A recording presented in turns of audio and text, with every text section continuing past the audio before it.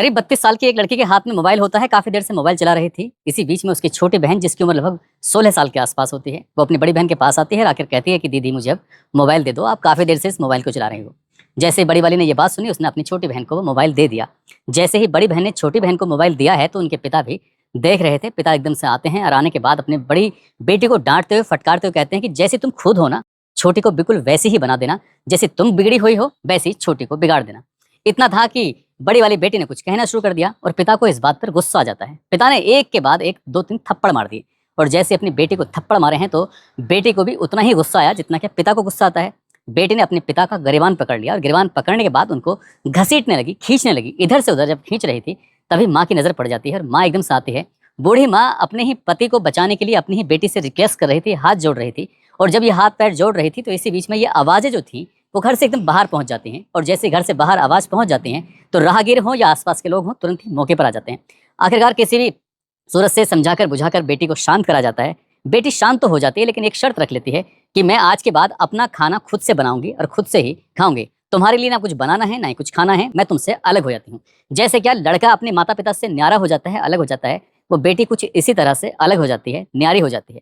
लोगों ने सोचा कि झगड़ा खत्म हो जाएगा, कम हो जाएगा, इसलिए अगर न्यारी हो जाती है तो कोई दिक्कत नहीं है, कोई परेशानी नहीं है। अभी इस बात को 1 महीने का ही समय बीता था कि इसी घर के अंदर एक भयानक रूप में कत्ल हो जाता है। कत्ल की गूंज चारों तरफ फैल जाती है और जब घटनाक्रम का खुलासा होता है, तो वही नहीं बल्कि जहां जहां तक ये खबर जाती है अखबारों के माध्यम से, सोशल मीडिया के माध्यम से, तो लोगों को यकीन नहीं आ रहा था कि क्या वाकई कलयुग आ गया है। आदाब, नमस्कार, सत श्री अकाल। मैं उस्मान सैफी। उत्तर प्रदेश के जिला मुजफ्फरनगर का थाना भोपा लगता है और भोपा थाना क्षेत्र का एक गाँव लगता है मोरना। ये बात है 23 फरवरी 2026 की सुबह लगभग 6 बजे के आसपास का वक्त हो रहा था। गांव में ही एक रविदास मंदिर है और मंदिर के पीछे एक घर बना हुआ है।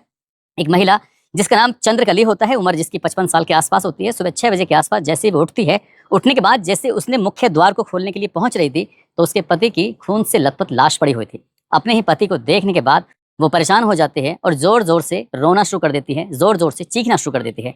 जैसे वो रो रही थी, चीख रही थी, चिल्ला रही थी, जो उसके बच्चे हैं, 2 बेटे हैं, 2 बेटियां हैं, वो आराम से घर में सो रहे थे। रोने की आवाज़ सुनने के बाद वो जाग जाते हैं और राहगीरों तक भी ये आवाज़ पहुंच जाती है। इनकी घर से बाहर जो एक रास्ता है, वहां से गुजरने वाले लोगों तक आवाज़ पहुंच जाती है। साथ ही जो आसपास के लोग होते हैं, वहां तक आवाज़ पहुंच जाती है और देखते ही देखते ये खबर पूरे गाँव में आग की तरह फैल जाती है।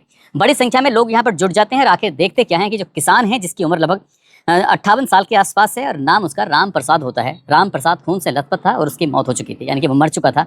लोग अब तरह तरह की बातें करने लगते हैं। जब पूछा जाता है तो बताया जाता है कि घर में बदमाश आए और बदमाशों ने आने के बाद यहाँ पर लूटपाट करने की कोशिश की। इन्होंने विरोध किया और विरोध करने में ही इनकी हत्या कर दी जाती है। अब इसी बीच में किसी ने पुलिस को सूचना दी, पुलिस मौके पर पहुंच जाती है। एसपी देहात IPS Aditya Bansal, CO Devvrat Vajpayee, SHO Jasvir Singh, ये भारी पुलिस बल के साथ मौके पर पहुंच जाते हैं। फोरेंसिक टीम भी आ जाती है, डॉग स्क्वाड भी आ जाता है। और यहाँ आने के बाद जब देखा जाता है तो किसान जो होता है, किसान के गले पर कई वार किए गए थे, किसान के जो पेट था उस पर भी कई वार किए गए थे। बस मारने की नीयत से ही बार बार वार किए गए थे। ये सब किसने किया, किसने नहीं किया, पुलिस भी इन सवालों के जवाब जानना चाहती थी। साथ ही इस घर के जितने भी सदस्य हैं वो भी जवाब जानना चाहते थे। और गाँव में जहाँ जहाँ तक ये खबर फैल जाती है, वो सब ये जानना चाहते थे कि आखिरकार कत्ल किसने किया है, क्यों किया है। पुलिस इसी मामले की जांच पड़ताल में इसलिए भी जुट जाती है। संपन्न परिवार होता है, अच्छी खासी जमीन होती है, खेती की जमीन, और किसान बिल्कुल ठीक ठाक अपना रह रहा था। लेकिन इसी बीच में जो उसके साथ ही हादसा हो जाता है। बदमाश कौन थे, कहाँ से आए, क्या बात थी, बहुत सारे सवाल थे। हर कोई इन सवालों के जवाब जानना चाहता था। डॉग स्क्वाड जो होता है, एक डॉग जो पुलिस का कुत्ता होता है, उसकी काम था कि सूंघ कर वो पूरे घर में इधर से उधर, वो बाहर नहीं जाता था बल्कि घर के ही अंदर इधर से उधर वो घूम रहा है, कभी घर के अंदर कभी बाहर।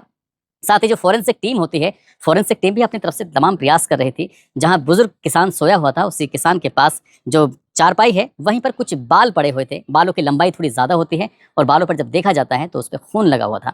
इसी बीच में जो डॉग होता है, वो डॉग किसान के अलग अलग कमरों में जा रहा था। इसी बीच में वो भूसे वाले कमरे में पहुंच जाता है और उस डॉग ने अपने हाथ पैरों से जो इस्तेमाल किया, उसके बाद भूसे को बचाया। और एक पोटली थी जो उस भूसे के अंदर छिपी हुई थी। आखिरकार उस पोटली को बाहर निकाल लिया जाता है। जब पोटली बाहर निकलती है, तब पुलिस ने यहाँ घर के हर एक सदस्य से बातचीत करना शुरू कर दिया। जो घर का मुखिया है, जिसका नाम राम प्रसाद है, उसकी तो मौत हो चुकी है। उसकी पत्नी, जिसकी उम्र 55 साल, नाम चंद्रकली होता है। बड़ा बेटा, जिसका नाम अमित होता है, उम्र जिसकी 32 साल के आसपास होती है। एक बेटी, जिसका नाम कोमल होता है, उम्र जिसकी लगभग 31 साल के आसपास होती है। वो 5वीं तक पढ़ी लिखी होती है। एक बेटी जो फिलहाल 11वीं कक्षा में पढ़ रही है और एक बेटा होता है जिसका नाम सुमित है, जिसकी उम्र लगभग 13 साल के आसपास है। 2 बड़ी बेटियां हैं, जो सबसे बड़ी बेटियां हैं, दोनों की शादियां हो चुकी हैं। एक ने लव मैरिज की है, दूसरी परिवार की मर्जी से शादी हुई है। पुलिस इस घर के अंदर लगभग 2 घंटे तक रहती है और 2 घंटे तक रहने के बाद ये हर एक पहलू को, हर एक चीज़ को तलाशने की कोशिश कर रही थी। इसी बीच में पुलिस ने डॉग स्क्वाड की मदद से ये तो पता कर लिया कि यहाँ जो हत्या हुई है, इस हत्या में कोई बदमाशों ने आके हत्या नहीं की है। घर का जैसा सामान था वैसा का वैसा रखा हुआ है, यानी कि ना तो लूट हुई है, ना ही डकैती की कोशिश हुई है। लेकिन जब किसान की हत्या हो रही थी तो बाकी सदस्य क्या कर रहे थे? बाकी सदस्यों से पूछा जाता है तो उनसे कहा जाता है कि चलो थाने चलते हैं, वहीं जाकर बातचीत करते हैं। दो बेटे हैं, एक बेटा 32 साल का है, दूसरा बेटा है 13 साल का। दो बेटियां हैं, एक बेटी 16 साल की है और दूसरी बेटी लगभग 31 साल के आसपास रही होगी। इन चारों बच्चों को और उनकी मां को जब थाने लाया जाता है, उनसे बातचीत की जाती है। पुलिस ने जब पड़ताल करना शुरू किया है तो घर के 3 सदस्य ऐसे होते हैं जिनकी बातचीत एक जैसी थी, एक ही तरह के बयान थे, बार बार एक तरह के बयान दे रहे थे। लेकिन जो बेटियां होती हैं, उन बेटियों के बयान अलग अलग तरह के आ रहे थे। एक बेटी 16 साल की होती है, एक 31 साल के आसपास की होती है। जब उनके बयान अलग अलग तरह के थे, इसी बीच में पुलिस वालों ने कहा, एक सवाल किया, जो छोटी वाली बेटी होती है उसके हाथ में चोट लगी हुई थी, कि बेटा तुम्हारे हाथ में चोट कैसे लगी थी? उसने कहा कि मैं बुग्गी पे जा रही थी, गिर जाती हूँ, चोट लग जाती है। बड़ी वाली जो बेटी है उसके इस हिस्से में कुछ ऐसा लग रहा था जैसे निशान था, कुछ ज्यादा ही चोट का निशान था। उसे पूछा जाता है कि बेटा क्या हुआ, तुम्हारे कैसे चोट लगी? उसने कहा मैं बुग्गी पे जा रही थी खेत पर, तो मैं गिर जाती हूँ और मेरे चोट लग जाती है। दोनों ही बहनों ने एक जैसी बात बताई, एक साथ चोट लगी। यही अपने आप में एक सवाल था। फिर पुलिस वालों ने उनसे सख्ती से पूछना शुरू किया और जो अभी पोटली मिली थी भूसे के ढेर में, उस पोटली को जो बाहर निकाला जाता है तो उसमें 2 जोड़ी कपड़े रखे हुए थे, वो भी खून से लथपथ थे। और जब घर वालों से पूछा जाता है तो एक जोड़ी कपड़े छोटी बेटी के होते हैं, एक जोड़ी कपड़े बड़े बेटी के होते हैं। अब बस यहीं से पुलिस का जो शक था, यहीं से पुलिस के सवाल थे। पुलिस ने कहा कि जो भी सच है आप आराम से बता दो, नहीं तो फिर पुलिस अपने तरीके से तुमसे पूछताछ करना शुरू कर देगी। तभी बड़ी बेटी एकदम गुस्से में आती है, कहती है कि इस घर के अंदर लड़कियों को अलग नजर से देखा जाता है, लड़कों को अलग नजर से देखा जाता है। हमारे ऊपर इतनी पाबंदी है, ना हम पड़ोस में जा सकते हैं, ना ही रिश्तेदार में जा सकते हैं, ना ही किसी दोस्त के यहाँ जा सकते हैं। हम पर इतनी पाबंदी लगाई हुई है, हम किसी से बात भी नहीं कर सकते। हमारे पास एक मोबाइल है, हम दोनों बहन अगर मोबाइल चलाते हैं तो मोबाइल पर भी रोका टोकी होती है। इसलिए करें तो क्या करें? मैं 32 साल के आसपास की होने वाली हूँ, उसके बावजूद मेरी शादी नहीं हो रही है। मैंने कई बार कहा पिताजी मेरी शादी कर दो, मेरी उम्र निकल रही है, उसके बाद भी पिताजी शादी नहीं कर रहे हैं। बात करती हूँ तो कहते हैं कि तेरी शादी वादी नहीं करूंगा। क्या करूं क्या ना करूं समझ में नहीं आता। इसलिए उसने प्लान बनाया कि क्यों ना अपने पिता को रास्ते से हटा दिया जाए, क्योंकि रोज रोज के रोका टोकी बर्दाश्त से बाहर हो जाती है। वो तारीख आती है 22 फरवरी 2026। वो अपने परिचित एक लड़के से कहती है कि हमें कुछ नींद की गोलियां चाहिए। नींद की गोलियों का इंतजाम हो जाता है और घर में आलू गोभी की सब्जी बनाई जाती है, रोटी बनाई जाती है, साथ ही खीर बनाई जाती है। घर में खीर बनाने के बाद जब रोटी बनाने के बाद जब खाई जाती है तो उसके बाद पिता को खीर बहुत ज्यादा पसंद आती है। वो एक कटोरी की जगह 2 कटोरी खीर खाता है। परिवार के सभी सदस्य खीर खाते हैं, उन दोनों बेटियों के अलावा। जब सुबह के 3 बजते हैं, यानी कि 23 फरवरी 2026 की सुबह 3 बजे के आसपास का वक्त हो रहा था, घर के सारे सदस्य सोए हुए थे। पिताजी मुख्य द्वार के थोड़े से पहले आंगन में सोए हुए थे। बड़ी बेटी और छोटी बेटी दोनों उठती हैं। उठने के बाद अपने ही पिता के पास पहुंचती हैं और दरांती से चाकू से ताबड़तोड़ वार करना शुरू कर देती हैं और पिता को तब तक मारने की कोशिश करती हैं जब तक पिता का दम नहीं निकल जाता। हालांकि पिता ने अपनी जान बचाने की कोशिश की और जब कोशिश कर रहे थे तब बड़ी बड़ी लड़की के जो बाल होते हैं वो हाथ में आ जाते हैं। वही बाल टूट गए थे और वही बाल खून से सन गए थे, जो कि फोरेंसिक टीम को मिल जाते हैं। आखिरकार पुलिस ने इस घटनाक्रम का खुलासा किया, लेकिन लोगों को यकीन नहीं हो रहा था। ये घटना तब की ही है जब लखनऊ की वो घटना खुलासा होता है कि एक लड़के ने अपने पिता की न केवल हत्या की बल्कि उसके शरीर के कई टुकड़े कर दिए और कुछ हिस्सों को वो कम से कम घर से 21 किलोमीटर दूर जाकर फेंक के आ जाता है और बाकी हिस्से को वो फेंकना चाहता था, लेकिन आसपास के लोगों की सतर्कता के चलते वो हिस्सा फेंक नहीं पाता और घटनाक्रम का खुलासा हो जाता है। ठीक वैसे ही यहाँ दोनों बेटियों ने अपने ही पिता से छुटकारा पाने के लिए बहुत ही खौफनाक तरीके से हत्याकांड को अंजाम दिया। पुलिस ने दोनों को गिरफ्तार किया। गिरफ्तार करने के बाद घटनाक्रम का खुलासा किया। जो छोटी बेटी होती है, क्योंकि वो नाबालिग होती है, उसको नोएडा के बाल संप्रेक्षण गृह में रखा जाता है। साथ ही जो बड़ी बेटी होती है उसको सलाखों के पीछे यानी कि जेल भेज दिया जाता है। और पुलिस ने जब इस घटनाक्रम का खुलासा किया था तो लोगों को यकीन नहीं हो रहा था कि ये क्या दौर चल रहा है।